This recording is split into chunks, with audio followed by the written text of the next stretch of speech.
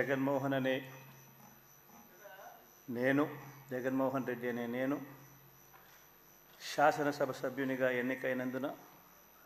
శాసనం ద్వారా నిర్మితమైన భారత రాజ్యాంగం పట్ల నిజమైన విశ్వాసం, విధేయత చూపుతానని, భారతదేశ సార్వభౌమాధికారాన్ని, సమగ్రతను కాపాడుతానని, నేను స్వీకరించబోయే కర్తవ్యాన్ని శ్రద్ధాసక్తులతో నిర్వహిస్తానని దైవసాక్షిగా ప్రమాణం చేస్తున్నాను. ఆంధ్రప్రదేశ్ శాసనసభ సభ్యుడైన వైఎస్ జగన్మోహన్ రెడ్డి అనే నేను సభా నియమాలకు కట్టుబడి ఉంటానని, వాటిని అనుసరిస్తానని, సభా మర్యాదలను పాటిస్తానని,